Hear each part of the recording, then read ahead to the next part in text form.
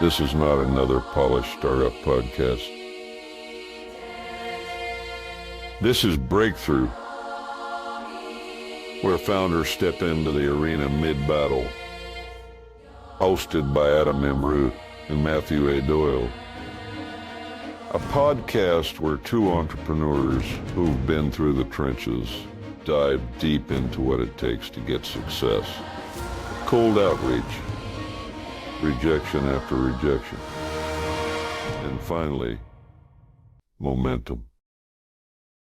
Welcome to Breakthrough, the podcast where we expose the raw, unfiltered reality of building startups. I'm Adam Root, and I'm alongside my co-host, Matt Doyle. We're not here for the glossy success stories. We're here to uncover the blood, sweat, and tears behind building something from nothing. And today is a special day, because today we're talking about something that many people in tech are familiar with, and that's immigration. So if you're familiar with the VC space, you probably have heard of Pejman Nusad. He tweeted on April 28th, too many pair VC founders are getting their visa challenged, and it's downright absurd.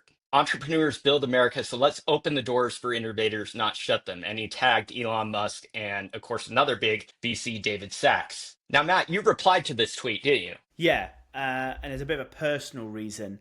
Is we just recently got a decline on our visa application to stay longer in the US and ultimately obtain our green card. And I was right in the thick of it. And this tweet was actually shared to me by one of our VCs, one of our investors. And just as a sort of like proof and evidence that it's not just me seeing this. And so I clicked on the tweet and I looked at it, and especially being in the thick of it at the moment with frustration and being very upset, we built our life here in the States. I just did a quick reply to the tweet, kind of like, man, I just don't know who to talk to or what to do about this. And so I put a tweet down and replied to it. I've had actually have another founder reach out to me and ask for some advice, and so I'm talking to her tomorrow. But another person that messaged me and DM'd me was a senior writer at Wired, and so we're filming this on May the 1st today, and I actually did a call with that senior writer from Wired and gave her our story and my opinions on this. And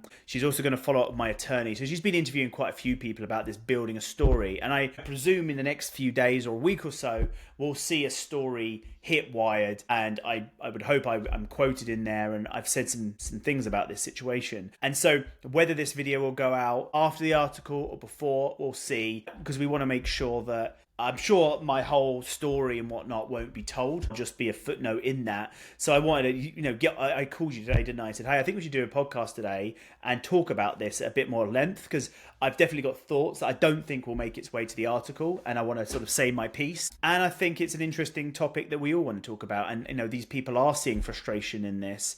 And, me and you both come at this from a place that we want to make America great. We want, to raise founders up. That's why we do this podcast. I think this is a perfect topic for this. So ordinarily, me and you like to talk to founders going through the thick of it. Well, hey, guess what? I'm going through the thick of it right now. I've only got until the end of August to sort this out. And so now, after talking to my attorneys, we're speed running this. And we're going to try and sort this out and correct this issue that we had, because it's absurd.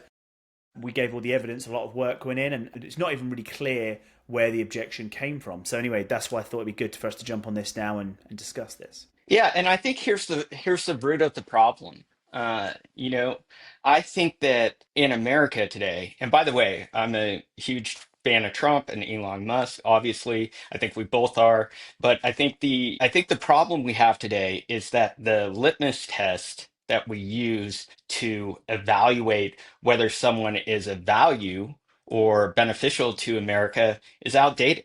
I'm just gonna say it. I think it's outdated because it relies on higher education, and it relies on having a master's degree or a PhD.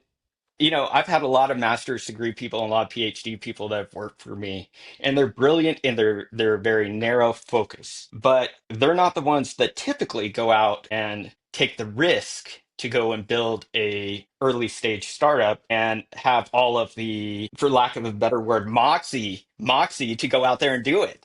And so what I see the problem with this is twofold. One, because as you mentioned in the episode one, you don't have a degree. I think that's hindering you on the H1, but also on the current visa of using innovation as a litmus test. You're a founder who've raised venture capital. You've gone from 0 to 1. That's something that 1% of 1% of 1% people do. That to me should be more than enough to say, this person should be in the country. And it's not like you're an H-1B where you're taking a job away from a US citizen. You're creating jobs for US citizens. Yeah, there's a lot to that. Right. So maybe working backwards, I said this to the reporter, is that an entrepreneur isn't, you shouldn't be making the case like, is but an American do this job? No, this physical thing didn't exist until this person came up with this idea.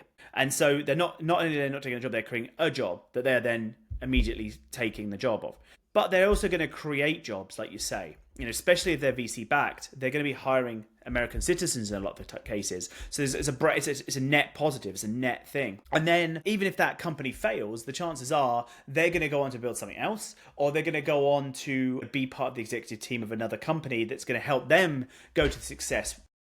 So we can't measure it in there's this golden ticket that the administration have released, which is $5 million.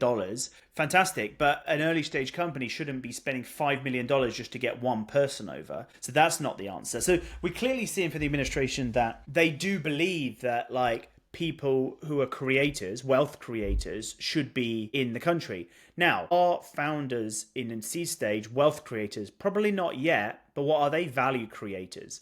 They really are the archetypal beginning as American citizens, right? The Europeans and whatnot that came over from other countries who were risk takers. They're tough mother effers, right? They're people that went, I'm going to leave. They might not have had a great life in Ireland or wherever they're coming from, right? And that's why they left, but they believed in something better. And they're like, I don't care if I have to start from scratch. I'm going to do this. And me and a lot of founders, who I've met who've come from international countries, that's exactly what we're doing. We're only here for America. We're here for the American market, to build companies on the American dollar.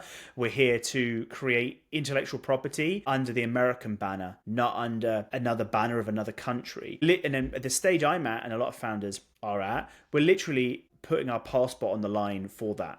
If you become an American citizen, you pay tax dollars to America for the rest of your life. Even if you decide to move back home, move to another country, you are saying that you're invested in America. So there's that. And yes, one of the criteria can be, have you achieved a PhD or whatever? But the other sort of criteria is and one of the things that we got hung up on is that how are you proving that your company is creating impact in the market? Right, so there's one of the criteria is a uniqueness or innovation, and sometimes it's not easy to demonstrate that because you're still a seed stage company, or you're not paying a PR agency $50K a month to get you into Forbes and Wired and TechCrunch or the Financial Times or whatever, right? That hasn't happened yet. That inflection point hasn't happened. So you're right, the criteria has to be different. If someone's an actor or an athlete, there's allowances and there's things that exist, like there's podium positions or there's streams or whatever that can demonstrate that you're having impact on the world.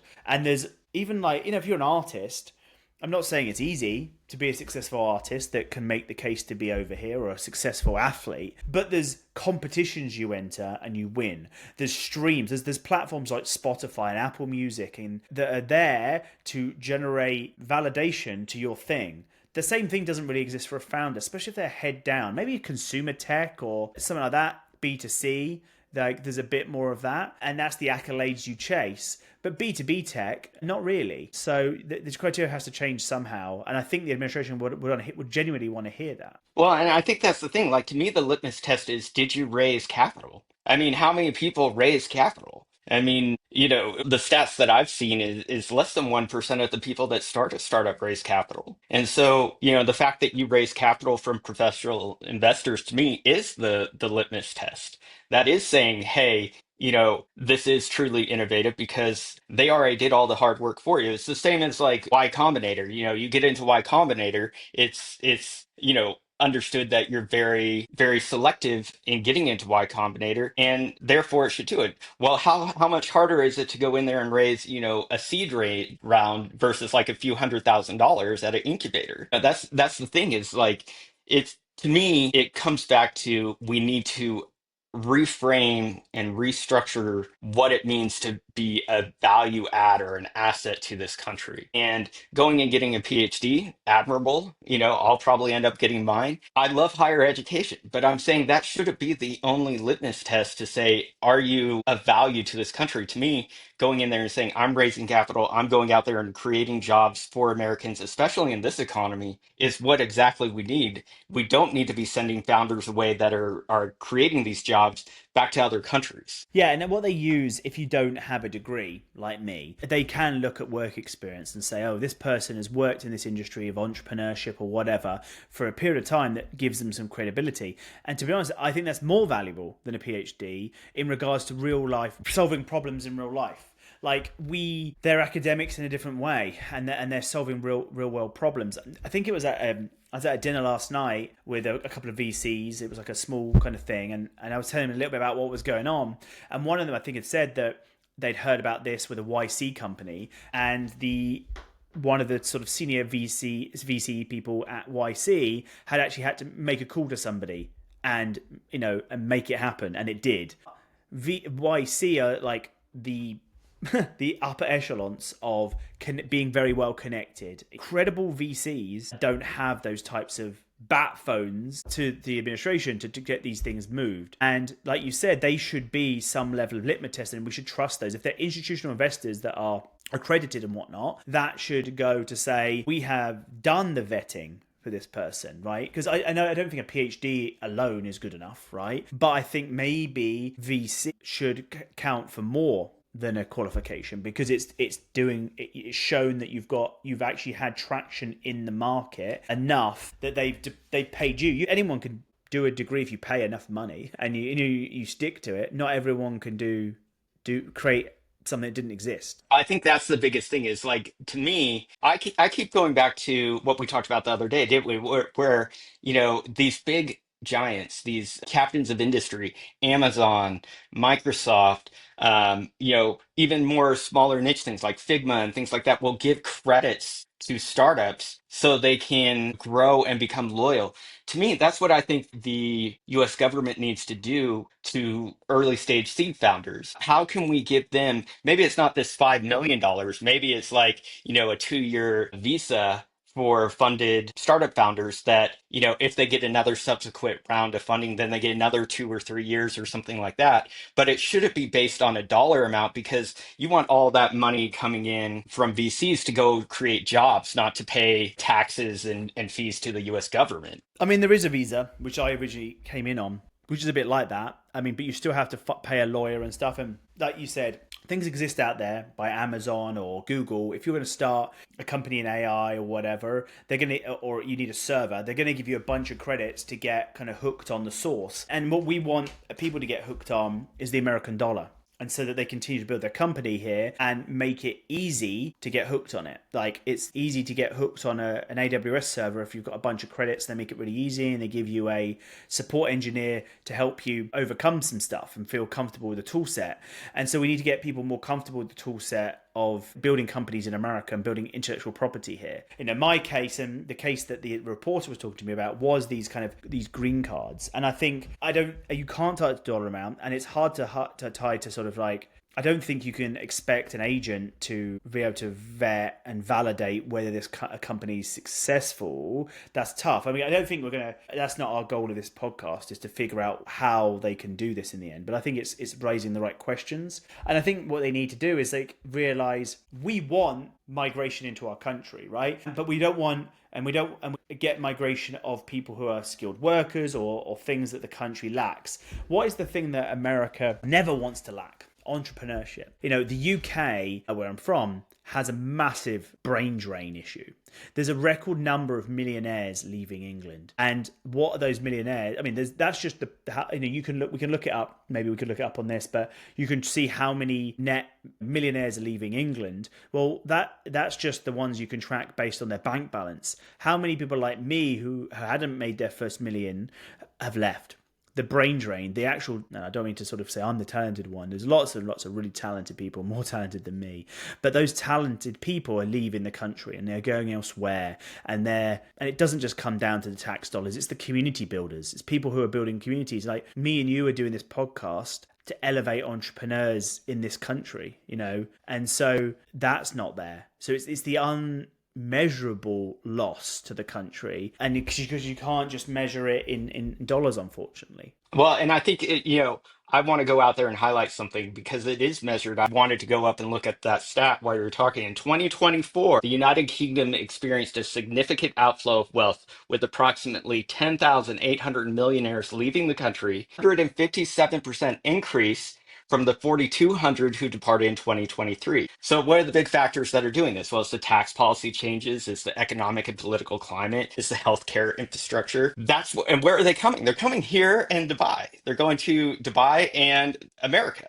And so, do we want the brain drain, as you said, to be, 20 years from now, 50 years from now? Do we want Dubai to be where all the startups are? No, we want them here in the United States. Yeah, and it's not just tax revenue; it's the innovation. You know, when we started Array here, we hired people from UT, and those people learnt a lot from us and went on to add value in other companies. But what's going to happen is all the good chances to be interns or early stage positions for startups, they're not going to be here in America. They're going to be in, like you say, in Dubai and things like that. So we're going to have all this like education and community, and it's just not going to thrive here, not going to exist here. And so it can't just be about the dollar amounts that companies earn or raised. We need to somehow figure out another way to identify real contributors, real entrepreneurs, people with grit, tough MFs, you know, like who are really like making stuff happen, because that's the danger. Like, so all these incentives that have been put in place to get people to build in America, manufacture in America, grow their thing. Nothing wrong with that. Fantastic. Great for the economy. But we need to take into consideration the people at the bottom end, the ones that are going to be the next unicorns in the next 10 years or so, and all of the positivity and value creation that happens on that journey, right? And that's my thought. And I want to go back to something you just said that was really key. So, maybe it's not the amount of money raised by VC. That is a good litmus test, but there's also people that are pre-raising money that are those tough guys that you're talking about. The people that we did this. I remember at Tricent, when I was a VC, or at least attempting to be one, there was a company called Founders Institute. And Founders Institute, basically catered to angel investors and micro funds like ours that would go out and say, hey, we have these people that have gone through our Founders Institute program. They've taken a personality test and we've assessed them, and they statistically prove that it's something, I'm going to screw up the number, but let's say it's 80% of the people that go through Founders Institute, take the test and score within a certain band, end up going and raising VC. So it may already be that this personality test, this litmus test already exists. We just need to open the conversations to the people that have already done it, to Musk and Trump. Yeah, I mean, it really is to do with the quality of people we're bringing into the country. Again, that's been the conversation that we're hearing at the moment about who should be and who shouldn't be in the country, right? And they're cracking down on illegal immigrants and people who've overstayed their welcome and stuff like that. And I think that we want quality people of good character. I think that that's what you see in entrepreneurs intrinsically. So how do we validate them more quickly and maybe a bit more leniently without, obviously, abuse? Like, there's absolutely abuse. Again, I know from the circles I've walked in, I know about people who, be careful, I don't want to try and give people away, but I know about people who have like almost a fund where people put money into the fund, so it looks like they're a big time investor, and they get them over from these foreign countries. It's not England, it's not New Zealand, it's not Australia. Some of these other countries where the communities are tighter together, and they invest money into these funds so they can get their families over. And so that's abuse, but it's working within the rules, I guess. But we want to try and find real producers and real value adds to the country, people who are going to fix the problems that we have at the community level and with companies and ideas that are really going to add value to the country. I think that's the key. Matt, you and I both lived in Texas, you in Austin, me in Dallas, and we're no strangers to unwelcome illegal immigrants. We definitely understand and want the border to be a strong border. We both believe in that. I think what we're saying here is why is it that we have these gang members that were just trotted in through the country illegally, even aid and all these other things. Whereas, someone like you who's created jobs, who's raised VC, is getting, the third degree. To me, it makes no sense. And I think that's where we need to really put effort is how can we go out and build a system that works for not only the higher education and the PhDs, but the people that are the innovators, the dreamers, the thinkers that go out there and create jobs. And what does that look like to you? What did Wired say to you? What are they seeing? Yeah, I've got a comment on that.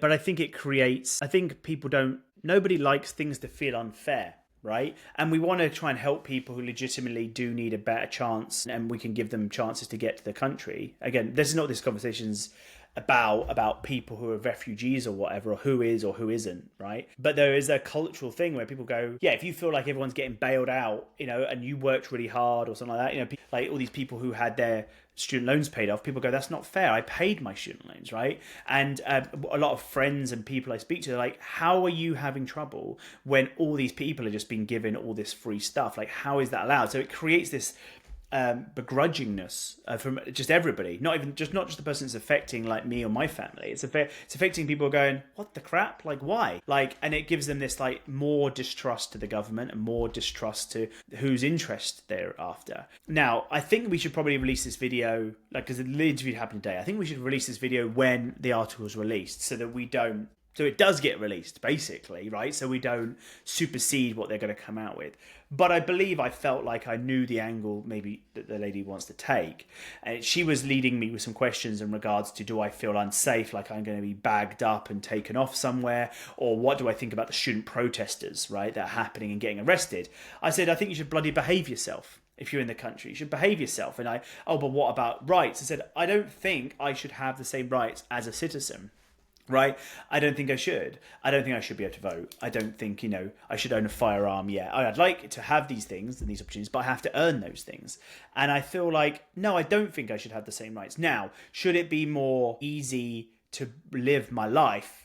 Like, with the type of visa I have, you have to apply. I had to redo my driving license. Don't see anything wrong with that. I think the UK standard for driving is pretty good, but other countries not so good. So let's get them up to the standard that we expect in this country. But I have to renew that driving license every 2 years. I have to go and I have to pay, and I have to go and do that every 2 years. They give you a limited term because it's based on within the visa restrictions. And what else? There's also, when you first come in, like, you're paying tax to your country you came from, and you pay tax here. You get double taxed for a bit. You have no credit file. You have to build all these things up. So it's already hard enough. And there's not things. I don't think we should look for the daddy government to sort all these things out for these people, because we're resilient and we're hard. But you have to realize the loops that these hoops the founders have had to jump through just to live a life. And so talking about I think that the article will, I don't know, this would be kind of cool, right? We're filming now and we're going to see what they actually come out with. I might not even be mentioning the article because I might not say the right things that they want to say. But what I think is that I shouldn't have more rights than citizen. Definitely not. Yeah, human rights should exist, obviously, otherwise, because we need to get a taster of the function society we want to invest in.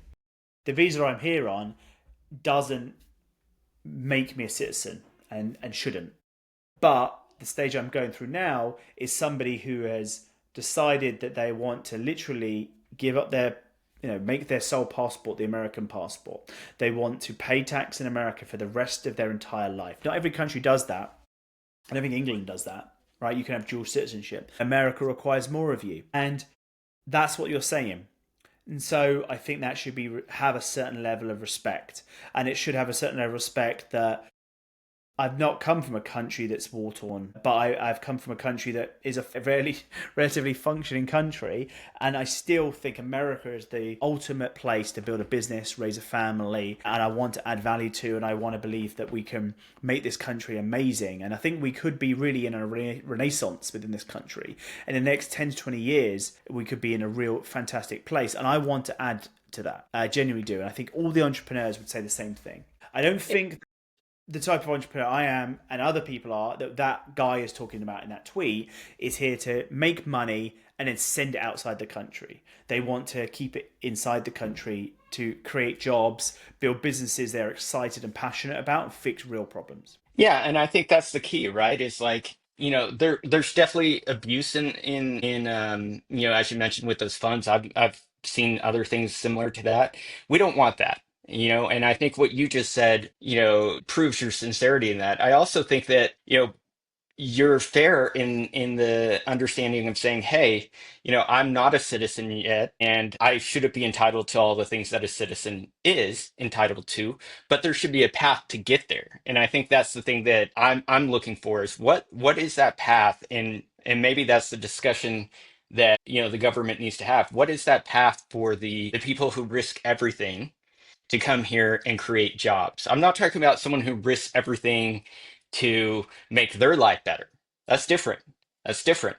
I'm talking about the people that come to make everyone else's life better, the people that come to build something, to solve something, and then create jobs for the citizens of this country. That's, to me, is the most honorable thing that you can do. And it's very self-sacrificing. You go and give up so much personally to go be a founder. We all know that. Anyone who's a founder knows that. And so there should be pathways, in my opinion, for people who are willing to risk everything to do that, not just to make their life better, but to make everyone else's life better. What would we do without an iPhone today? What would we do without Riverside, this app that we're using here? These are all startups that made life easier and better. And you're making the trades, especially with Array, much easier and better to do.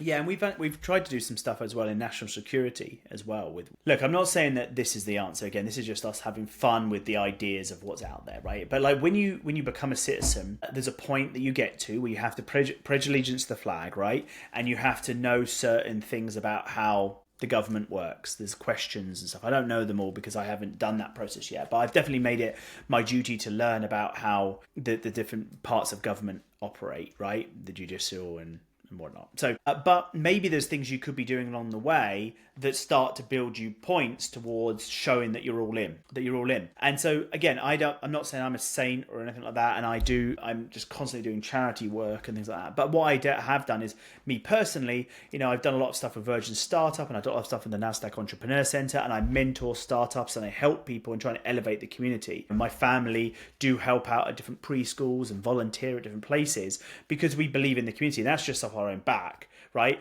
And now there's discussions in the UK right now, and there's been discussions in the States, and a lot of us have had national service, where people will be in the army for a period of time. It still happens in countries like Israel and Austria and things like that. So again, I'm not saying that you want to defocus an entrepreneur and put them in the volunteer fire brigade or whatever, but I don't think I'm even allowed to, by the way, actually, if I wanted to volunteer for those things. But maybe there's some sort of show that you are willing to contribute to the overall community and give your service to earn points or something, to show that you are all in, and you're trying to approach this in a way that how you help America. How does this help America? And it's not always obvious, right, how a tool like one of the immigrant founders has created, the founders of Google, I'm pretty sure, are immigrants, right? But it's not obvious in those early days. It's not obvious if they're going to succeed. So maybe there's other things you can do to say, hey, whatever happens to this company, I'm all in on America and the interests of America. Earlier than it is at the point where you're pledging allegiance to the flag and putting your hand on the Bible. I think that's the key because that's what VCs do. They put up their capital, they put up their LP's capital to go out there and say, hey, I have no idea if this thing's going to work out. And oftentimes it does. I think, a lot of people would cite the statistic, oh, well, Matt, 90% of these startups fail and, just blow through money and they're irresponsible and everything else. Why should we go out there and take the risk on these startups versus just having bigger companies? What would you say that? Well, every company was once a startup. And we only... Okay, well, what I could say is that, so I've been doing, before we started doing our podcast, I was doing my one called Not Done Yet, and I'm interviewing high-performing founders, right? And these were like badasses. These are people who've IPO'd multiple times. These are people... I interviewed one of the founding team members of Firefly, the rocket company, that's leading the charge alongside people like SpaceX. And there was times where they were just going to fail. They were out of money. They're out of our business, but they kept on going. So where was I going with that? It was going that not all these businesses do succeed, or they do really massively succeed, and you don't even know who the heck they are. You have no idea who they are. You wouldn't see these people. A lot of these people are quite modest. They're walking down the street and they're multi-millionaires, and you've never heard of their company. So we can't always look at companies that we've heard of and look at Apple and look at Dropbox or Google or whatever, and look at these big unicorn IPOs that happen. There's a bunch of IPOs you've never heard of. There's a bunch of companies that make no money on their acquisition, but that intellectual property and tech goes into another company and gets built into something much bigger and grows that company into something much bigger, and you'll never know. So it's about identifying those real risk takers and those real hard people who are good at creating just value creation. Value creation. And that's what I think, the biggest thing that you were pointing at that I really resonated with is let's take Elon Musk. How many times, after the PayPal mafia went out and went their separate ways, and then Elon betted all his money on SpaceX, how many times did he bet the company? You hear all these interviews. Numerous times he bet the company that it would have failed if he didn't. But how much better off are we because he did that? We have things that no one else would do. The Starlink, another thing that's doing it. And so I look at these things as how can we go and identify the people? It's almost like, you're not betting on the company. It's like a angel investor. You're betting on the person. Okay, totally. And to feed that, like I would just bring up a phone because you were saying Elon. Like everyone talks about Elon because he's the richest man in the world, right? And his companies are super tangible things that you can see, right? So, but we can't. That's the idea. Is not everyone will be Elon. That's fine. But you've probably heard of the PayPal mafia. What's called this is a little graphic for that. So you've got I'm not going to read the names around the outside, but I'm going to, and I don't know like if all these people founded it, but this was a mixture of founding, recapitalizing companies, stuff like that, right? So you've got ZocDoc, you've got OpenAI, YouTube, Postmates, Square, Wish, House, Twilio, Lyft, 500 Startups, Tesla, Stripe, SolarCity, Affirm, X, Founder Fund, LinkedIn, Pinterest, Uber, Airbnb, Lyft, Eventbrite.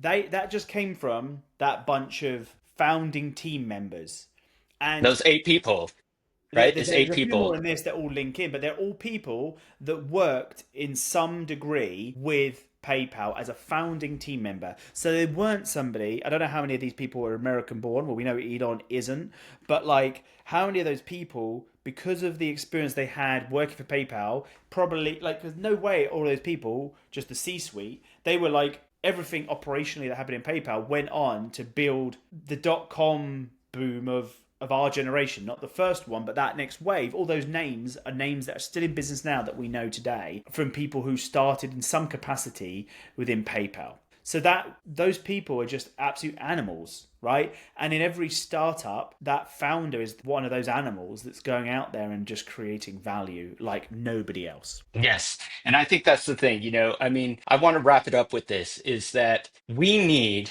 to do better as a country to attract these people so we remain the world reserve currency, so we remain the innovation capital of the world, and so that we go out and always end up being what America believes that it is today. And I think that, I disagree with the Wired comment, I think where they were going, where, you were talking about you better bloody behave if you're in this country. I agree. We don't need to have people here that are dangerous or just want to protest why America sucks. Go to another country. But the people that do want to be here, like you, that want to build jobs, want to add value, those people we should go all in on. Because it's not just about the finances, which obviously mean a lot to us. We need money to run a country, but it's the untold stories of community creation and brain, the opposite of brain drain, the value creation that's happening by having those people here. I've got a friend of mine who was talking to me about this at the weekend.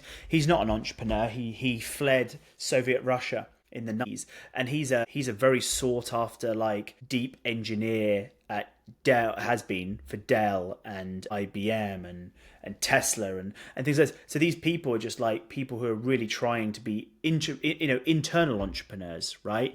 But if someone's coming over and they're already an entrepreneur and they're already raised some capital and built a company, that says a lot about that person. So if we're like you say, we want to be the main currency of the world still, and we can continue that.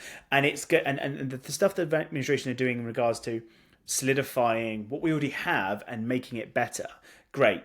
But what we're talking about is not just the next, it's the next wave of .com companies, if we're still going to call it that, or whatever, right? The next wave of technology companies. So, because like a few years ago, a lot of these companies IPO, didn't they? Airbnb and Dropbox and Pinterest and stuff. And I don't know what's next on the horizon for that. But what the people we're talking about now who are trying to get in now is the next 10 to 20 years. And so if they're being blocked and only big businesses are being allowed to be the ones supported, we're going to have a big issue later on. So this is the fertilizer that we should be putting on the nation that's going to take it continue this growth. Absolutely. Matt, thank you so much for your time today. Thank you for sharing your story. And we want to know what you think. This is a big debate right now. There's a lot of voices, a lot of different opinions. We want to know what you think about it, and we want to get your ideas on how we could make a better system. But if you're an entrepreneur, especially, and you're also struggling with this, we want to also hear your story. What's going on with you, and how are you abating this and dealing with this? Yeah, and I don't know what could come of this. Maybe this no one really sees this video, and maybe the article doesn't come out eventually. I don't know, but like I said, I've already had founders reach out to me online, and if I can help them, I will. I'll talk to them. We put our attorneys in touch with the Wired team as well, so hopefully their point of view and perspective. This is just our perspective. This is just our point of view, and it's obviously very personal. But other people will have different opinions, and the Wired writer, wherever she takes the article, and whether she does talk about how much more rights people should have, that's a valid opinion. It's a valid opinion, and we want to hear all these opinions. So, but yeah, do like engage with this content and get a real conversation. And hey, maybe Adam, maybe we do like a town hall type style thing where we bring a bunch of people in if there's enough interest in doing something like that, and we hear some ideas and we hear about and we expand this idea out into innovation. And there's all this next renaissance that we should be going into. The deals that are going to be made within the deals that we're hearing are going to be made with India, Japan, and these other countries. Like, man, I'm super excited about that. Japan make fantastic products and services, and India has the biggest population, like one of the biggest populations in the world. So there's a lot of cross-pollination that can happen, and some founders need to be here and want to be here and invest more on that side. So anyway, let's start this conversation and let's get excited about what America's going to be. I'm going to fight my case, and hopefully the immigration officers will see the value I'm trying to genuinely bring. And we don't mean to do this to be disparaging, because we understand bureaucracy, right? That's why we started companies and didn't go to government. So we get that. But let's try and make America a great country to be in, and encourage founders from all over the world and all genuinely